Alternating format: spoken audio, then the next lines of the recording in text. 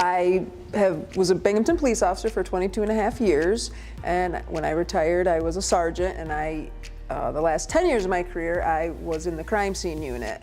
So once I decided to retire, this SRO program is very big now in our area, and there was an opening here at Windsor High School, and I put my name in and interviewed, and they accepted me here. And this is my alma mater, so it's fun to be back here. This is where I went to high school. When I first started on patrol, we're out in the patrol cars, we're handling calls from anything, right? You have disturbances, you have a lost child, you have a dog that's running. I mean, there's an array of things that we do.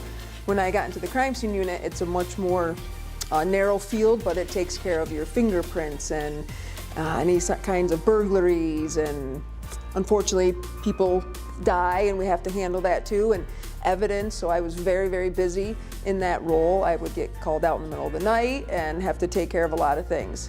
Now flip here to as an SRO, I'm still dealing with people. I love it. I love being out talking to people. That's a huge part of our job as police officers. And here, I greet the kids when they come in. I want to make as many contacts. We talk to each other.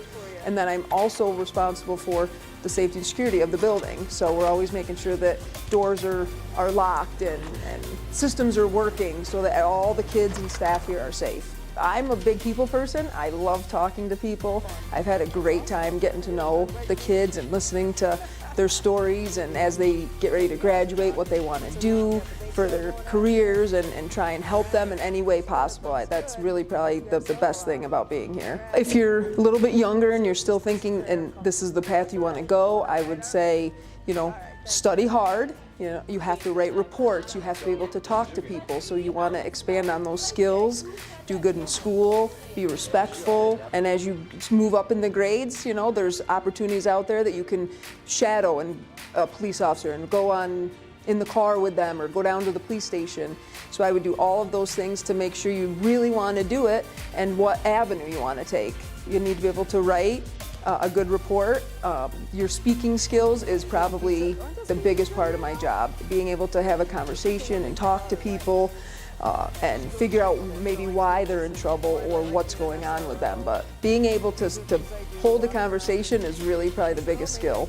Just making sure that you're there for somebody that needs help, in a day-to-day. Say hi to the people that might not, looks like they're having a bad day or something. I just wish maybe a little more you focused on those things here and there in your life. You have to take a civil service test to become a police officer, and there's requirements that are involved in that, and you used to have college, then they've changed it. You don't have to have college, but you definitely have to have your high school diploma, and you have to score well on the test.